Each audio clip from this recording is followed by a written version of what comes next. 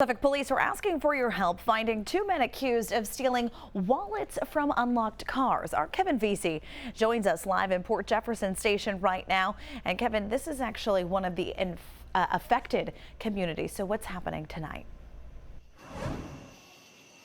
Right. So, Mackenzie, according to Suffolk police, those two men back in June, they were caught on surveillance video going up and down this block. And cops say they were checking door handles just like this. If they found a car that was unlocked, well, they'd go right inside, ransack the vehicle, and steal anything of value that they could get their hands on. And police say they did, in fact, wind up taking at least 7 wallets from this community and from other communities nearby. So police are saying that if something similar happens to you, you should absolutely report it, even if nothing is stolen. It makes me feel angry, unsafe. Sean Miller says these two men were outside his Port Jefferson Station home in June, checking car doors to see if they were unlocked. They didn't get in and moved on to the next house. So Sean did not file his own police report. And there was no vandalism, there was nothing stolen, so there's really nothing to report. But according to Suffolk police, even attempts to get inside cars should be called in. I think a lot of people have seen things, but we got to make sure that they're filing a complaint. Police Commissioner Rodney Harrison spoke with us earlier this week. At the time, we pressed him about similar incidents in Holbrook after the department's public information office said they did not keep records of attempted car break-ins if nothing was stolen or damaged.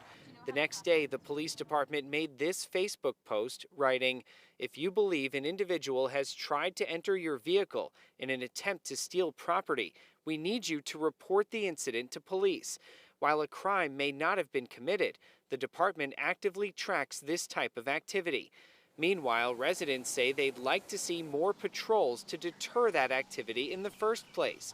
To that, the commissioner said, We're going to utilize a lot of our outside units outside of just the patrol cops, our anti-crime, our COPE officers, making sure that they're driving around in marked vehicles, and maybe even time during darkness, even though the turret lights on, just to be an extra deterrent, just to alarm anybody that's looking to go into somebody's vehicle. When's that going to start? It's going to start right away, sir.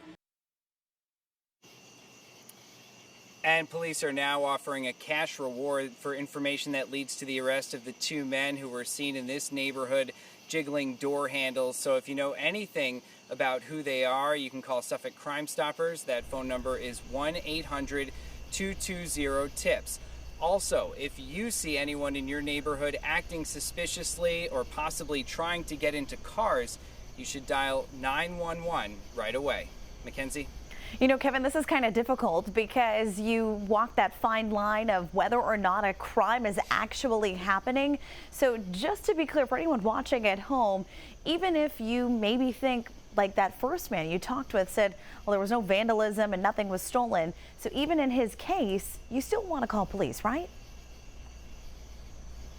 Yeah, it's really interesting, and it's something not a lot of people are aware of. So if someone goes up to a car, if they try the door handle, even if they get inside, they look around, but they don't actually steal anything or cause any damage, technically that is not considered a crime in most situations. However, police are saying now that you should still report that because they want to track that data and hopefully use that data to try to catch those criminals and deter future crimes like that.